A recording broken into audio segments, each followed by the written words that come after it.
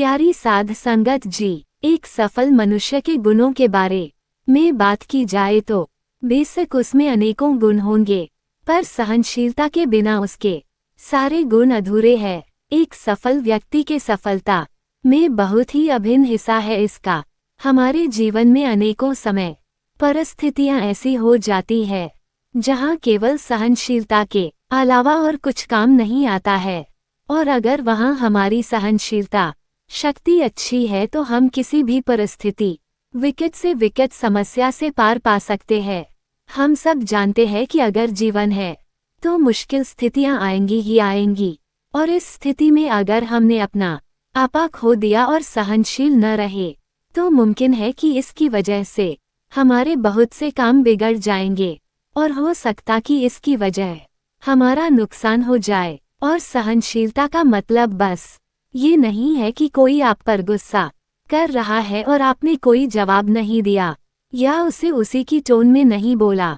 आज के वक्त में बहुत से विद्यार्थी अनेकों परीक्षा की तैयारी करते हैं और अपने पोटेंशियल को लोग महज एक एग्जाम निकलने से कंपेयर करते हैं, और जब एग्जाम नहीं निकल पाता है तो बहुत से खुदकुशी कर लेते हैं, जो कि बेहद ही गलत है। सिर्फ एक एग्जाम अपने वजूद को डिफाइन नहीं कर सकता, आप इससे बहुत बढ़कर है। और यही जो विद्यार्थी सहनशील होगा वो अगर फेल भी हो जाएगा तो भी गलत कदम नहीं उठाएगा और फिर एक बार प्रयास करेगा और सफल होगा। बेहद लोग अपने हालतों के प्रति सहनशील नहीं होते हैं। कोई काम शुरू किया और वो सफल नहीं हुआ, घाटा हो गया, कर्ज हो गया, नुकसान हो गया, तो भी इन चीजों से प्रभावित होकर गलत कदम उठा लेते हैं।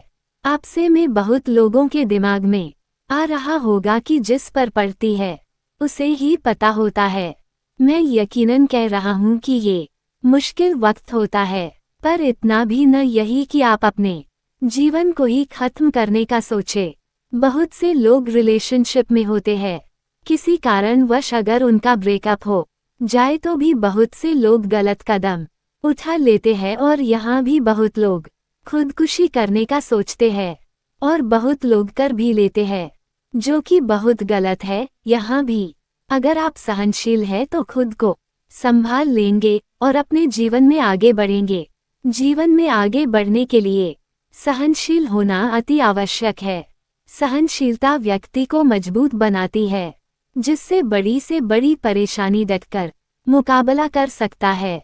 सहनशील व्यक्ति के आगे पहाड़ जैसी परेशानियां भी चींटी समान हो जाती हैं। सहनशील का तात्पर्य किसी को काया बनाना नहीं है, बल्कि यह एक ऐसा गुण है जिससे कांटों भरे पथ पर भी इंसान हंसते हुए अपनी मंजिल की ओर बढ़ना सीख जाता है। कभी कभी देखने को मिलता है कि हम छोटी छोटी बातों पर भी गुस्सा कर देते हैं, जिससे बात आगे बढ़ जाती है और अनिष्ट भी हो जाता है, लेकिन ऐसी ही छोटी छोटी बातों को मुस्कुराते हुए सुनने वाला व्यक्ति ही सहनशील है। स्कूल से ही बच्चों को अच्छे बुरे की समझ हो जाती है, उनमें गुण और अवगुणों का विकास होता है। यही सही समय होता है जब देश के भविष्य को अच्छे सदाचार सिखाए जाएं। सहनशील बालक ही परीक्षा की कसौटी पर खरे उतरते हैं। भक्त प्रहलाद की तरह तरह से परीक्षा ली गई, उन्होंने धैर्य नहीं खोया और भगवान पर भरोसा और लगन बनाए रखा। इसके बाद जब होलिका भक्त प्रहलाद को लेकर अग्नि में बैठी तब उन्होंने सहनशीलता का परिचय देते हुए ईश्वर को याद किया। परिणाम कभी न जलने का वरदान प्राप्त करने वाली होलिका अग्नि की भेंट चढ़ गई और भक्त प्रहलाद की जीत हुई। इस कहानी का जिक्र करना यहाँ इसलिए भी आवश्यक था क्योंकि भक्त प्रहलाद ने भी बचपन से ही सहनशीलता का गुण विकसित किया। बच्चों को सहनशीलता का गुण स्कूल से ही सिखाना आवश्यक है। परीक्षा परिणाम खराब होने के डर से कई बच्चे अपना धैर्य खो देते हैं और गलत कदम उठा लेते हैं। ऐसे में शिक्षकों और अभिभावकों का दायित्व है कि बच्चों को धैर्यवान और सहनशील बनाने की कोशिश करें। आज के समय में स्कूलों में देखा जाए तो बच्चों को अन्य गतिविधियों में तो लिप्त रखते हैं, लेकिन उनसे हमेशा अच्छे परिणाम को लेकर दबाव भी बनाते हैं। कच्ची मिट्टी को जिस भी सांचे में ढाला जाएगा वो वैसा ही रूप लेगी। ठीक इसी तरह से बच्चों को भी सहनशीलता, धैर्य और लगन के सांचे में ढाला जाए। उनसे पहले से ही बेहतर परिणाम की अपेक्षा करना उनको तोड़ देगा। बच्चे बिखर जाएंगे और किसी भी क्षेत्र में उतरने से पहले अच्छे परिणाम के बारे में सोचेंगे। गुरु गोवध दो खड़े काके लागू पाएं।